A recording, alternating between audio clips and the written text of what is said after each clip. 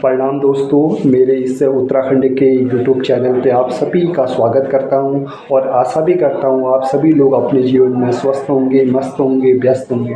तो दोस्तों, आज से ब्लॉग के माध्यम से मैं उत्तराखंड के प्रसिद्ध केदारनाथ धाम मंदिर के बारे में बताने जा रहा हूं। दोस्तों, माना भी जाता है कि केदारनाथ धाम पे पांडव अपने पापों की मुक्ति पाने के लिए आए थे दोस्तों। और बताया भी जाता है कि भारत के 12 ज्योतिष लिंगों में से एक ज्योतिर्लिंग केदारनाथ धाम पर स्थित है। और यह भी माना जाता है कि यहाँ एक स्वर्ग की सुंदर ठंडी हवा आती है, जो दोस्तों जहाँ पे ज्योतिर्लिंग छोटे पत्थरों से जोड़कर एक ज्योतिर्लिंग बनाया गया है, जिसका आकार दोस्तों एक त्रिकोणीय आकार का है। तथा इस मंदिर के प्रांगण में एक सुंदर बैल वाहन नदी एक बैल वाहन विराजमान है, जो एक मंदिर प्रसिद्ध है। उत्तराखंड के सबसे प्रसिद्ध मंदिरों में से एक मंदिर है दोस्तों। यहाँ पे देश विदेशों से विभिन्न श्रद्धालु आते हैं। और दोस्तों, इस मंदिर की खूबसूरत क्या है कि इसके चारों ओर बर्फ से ढका हुआ है। तो दोस्तों, आज इस वीडियो के माध्यम से इस मंदिर की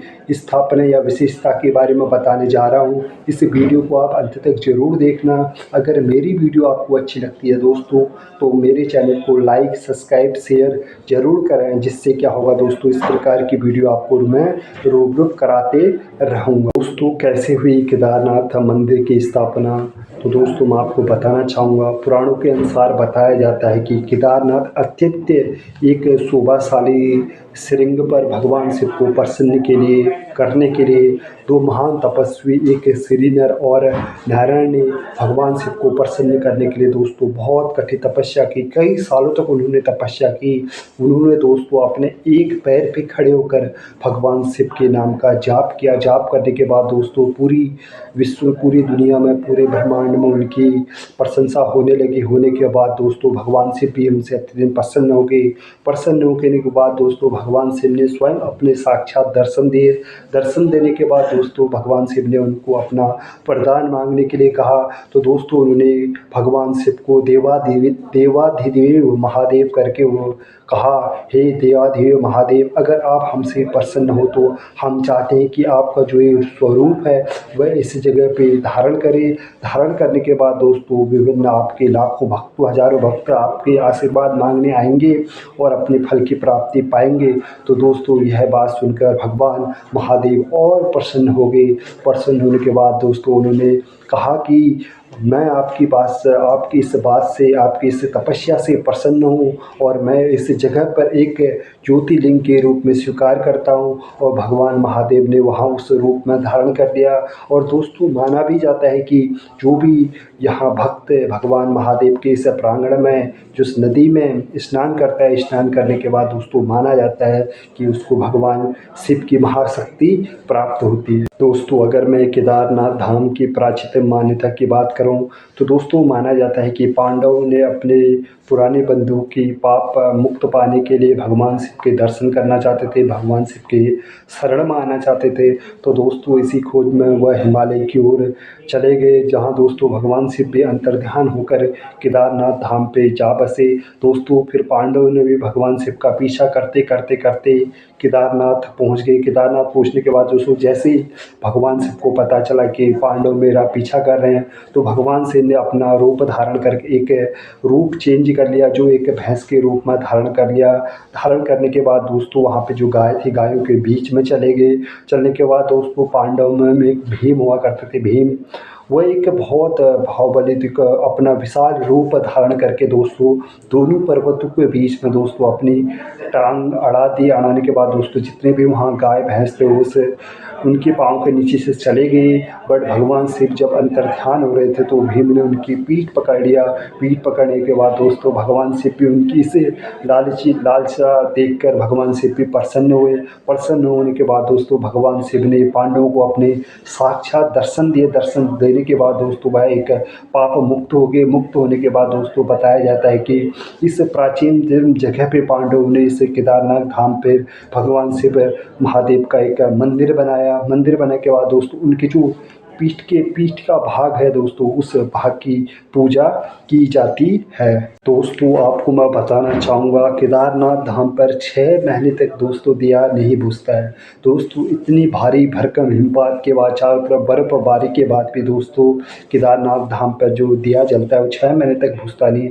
दोस्तों 6 महीने के लिए जो केदारनाथ धाम के कपाट बंद किए जाते हैं, पुजारी जी द्वारा बताया जाता है कि जब कपाट बंद किए जाते हैं तो उसमें दिया जलाया जाता है। जो दिया लगभग 6 महीने के बंद रहने के बाद जब मंदिर के कपाट खोले जाते हैं तो दोस्तों बताया जाए कि वह दिया वैसा ही जलता मिलता है। और मंदिर पुजारी जी द्वारा यह भी बताया गया है कि मंदिर में जो भी साफ सफाई कपाट बंद होने से पहले की जाती है, वही साफ सफाई दोस्तों कपाट खुलने के बाद भी वही साफ दृश्य दिखाई देता है इस केदारनाथ धाम के मंदिर में। दोस्तों साल 2013 में जो केदारनाथ में आपदा आई दोस्तों, उस आपदा का प्रतीक माँ धारी देवी का क्रोध माना जाता है। दोस्तों बताया जाता है कि माँ धारी देवी का जो इतिहास है, लगभग 3000 साल वर्ष पुरानी धारी देवी माँ का इतिहास है।